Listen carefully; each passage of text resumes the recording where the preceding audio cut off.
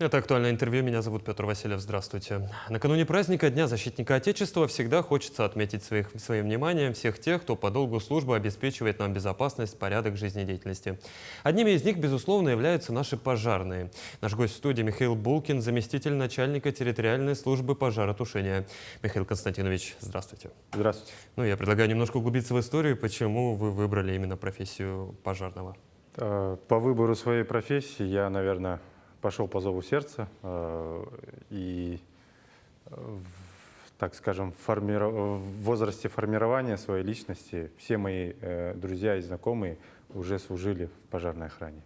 И также мне также хотелось отдать свой долг именно пожарной охране. А во сколько лет вы поняли, что вы хотите быть в пожарной охране? Ну, приблизительно к 20 годам. 20 годам. А вот если вспомнить свой первый рабочий день, первый вызов, что это было, каково вообще в первый раз выехать на место пожара? Первый свой пожар, я помню, мы проходили стажировку в специализированной пожарной части, и он произошел днем, в дневное время, в выходной день. По улице Красильникова горело здание СВФУ, нынешнего СВФУ, тогда еще ИГУ. Было волнительно, как все бывает в жизни в первый раз у человека. Также и первый пожар был очень волнительный, но, так скажем, мы справились с своим волнением, и он мне запомнился. А вот, я насколько понимаю, тренировочные мероприятия, реальный пожар, это вообще черное и белое, да? Разные вещи. Ну, так скажем, что тренировочные мероприятия, они идут по плану. Уже на пожаре, так сказать, или на местах проведения аварийно-спасательных работ все идет исключительно не по плану. А если не секрет, какая первая мысль, когда приезжаешь на место пожара? На место пожара, у каждого, наверное, эти мысли посещают, разные мысли посещают каждого пожарного, но первая моя мысль, чтобы не было пострадавших и погибших. Михаил Константинович, вы возглавляли Нюрбинский пожарно-спасательный гарнизон, вот сейчас работаете в столице республики. В чем отличие? Как сказать, кардинальных отличий нету, так как это и в районе получается, и в столице нашей это один и тот же вид деятельности, но в нагрузке, так скажем, в количестве выездов, в количестве пожаров и проведения аварийно-спасательных работ, а также иных выездов, конечно, кардинальные отличия именно в количестве. Вот если говорить о пожарах, которые вы не ведете счет, сколько выездов вы совершили, сколько пожаров потушили? Именно сам? Для личных целей, да. Нет, как таковой счет не веду. А был ли в вашей жизни или в практике пожар, который запомнился больше всего? Скажу так, что каждый пожар по-своему индивидуален, и так по-своему запоминается. Но хотел бы, так скажем, подчеркнуть из прошлого. В 2017 году горела автозаправочная станция в Нюрбинском районе. Горела бензоколонка. По прибытию открытый огонь распространялся уже на крышу автозаправочной станции. Конечно, было страшно, как за заправочную станцию, так и за личный состав, но слаженные действия не только личного состава пожарной охраны, но и персонала именно заправочной станции. То есть персонал заправочной станции отработал на все 100%, вовремя перекрыл все вентиля, именно поступление топлива, и что привело к скорейшей ликвидации именно этого пожара. И, скажем, вот именно слаженное действие с обеих сторон запомнилось мне больше. То есть угрозы взрыва всей станции не было? Или была? Угроза взрыва была, но именно ликвидировал ее, она была ликвидирована путем закрытия вентиля своевременно. Михаил Константинович, я уверен, что одна из самых главных задач любого пожарного — не допустить гибели людей при пожаре. Но, тем не менее, все-таки такие ситуации случаются. От чего чаще всего гибнут при пожаре? Конечно, хотелось бы, чтобы гибели вообще на пожарах не было, да и вообще гибели не было. Но на пожарах больше всего в основном гибнут не от самого огня, от продуктов горения, то есть, ну, проще говоря, от дыма. И в большинстве случаев это человек просто не успевает выйти из помещения горящего. Тогда вслед сразу же вопрос, как себя обезопасить в таких ситуациях? Себя обезопасить можно исключительно не поддаваться панике. Это в первую очередь не поддаваться панике и, конечно же, позвонить по телефону пожарной охраны 101 или 01 или 112. Ну вот если мы уже оказались в эпицентре пожара, либо он только начинается, идет активное задымление, что делать, чтобы не отравиться продуктами, угарным газом, продуктами горения? Ну, все мы прекрасно знаем, что продукты горения, то есть, скажем, дым, газ, они находятся на верхней части помещения. И в первую очередь надо, скажем, встать на колени, на корточки и дышать именно в нижней части помещения.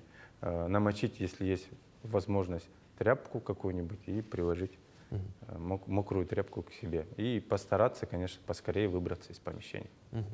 Насколько я знаю, одна из самых важных задач МЧС и пожарников, вообще пожаротушения, это профилактика. Вот какая работа ведется сегодня?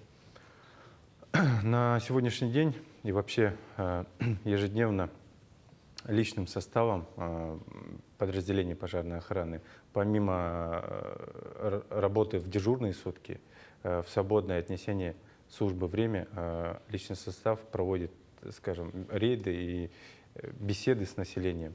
Именно так, то есть доведением информации, правил пожарной безопасности до населения. Михаил Константинович, я предлагаю поговорить еще об участии ваших коллег в специальной военной операции. Вот расскажите о подвигах или о тех мероприятиях, где они были задействованы.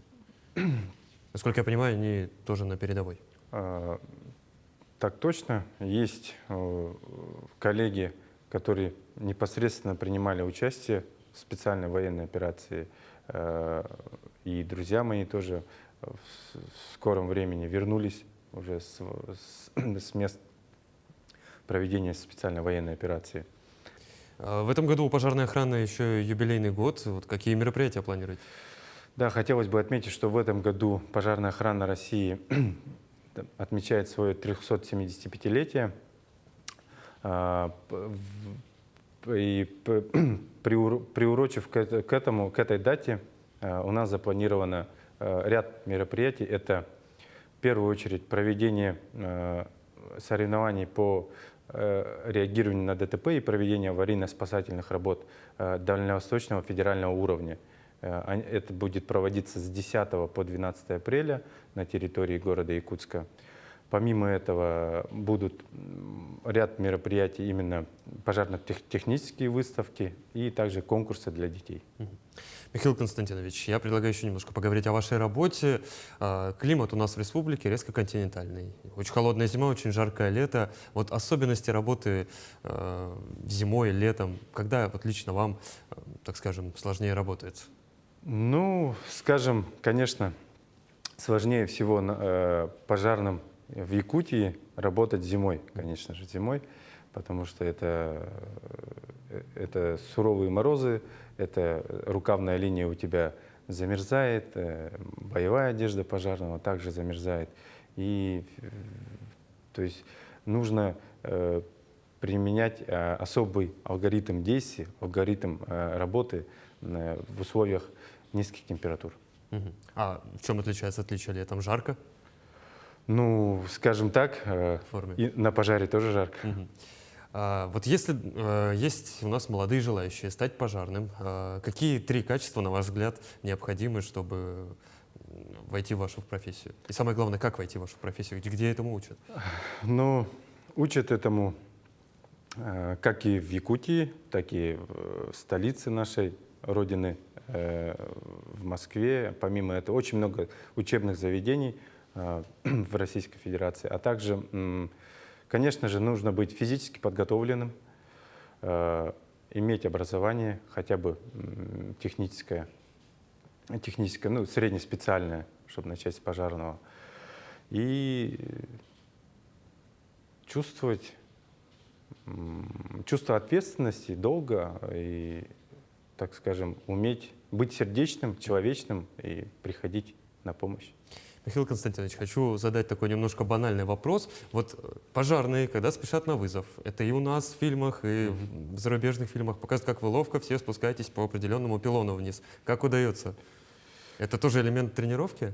Ну, скажем, да, элемент тренировки, это приходит с опытом, скажем, с первого спуска, и ну,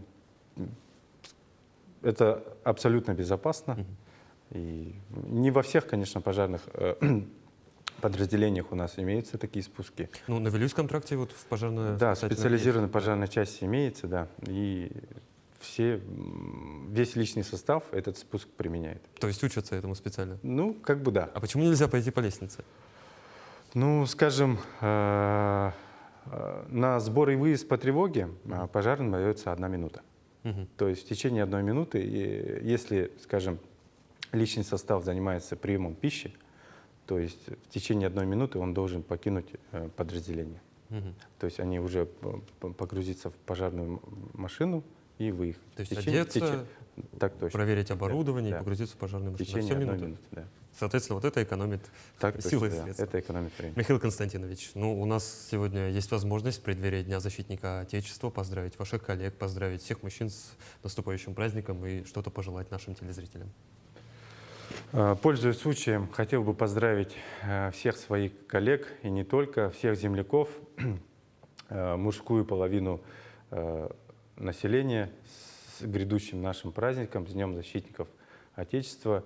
И пожелать, конечно же, крепкого здоровья, берегите себя, своих близких и всем, чтобы у вас был крепкий тыл. Спасибо. Я могу только присоединиться к вашим поздравлениям, пожелать вам, чтобы в вашей работе всегда, во-первых, как можно меньше пожаров было, ну а те, которые были бы, они бы оперативно все тушились и, самое главное, без последствий. Михаил Спасибо. Константинович, спасибо, что пришли к нам в студию и ответили на наши вопросы. Спасибо. Это было актуальное интервью. До новых встреч.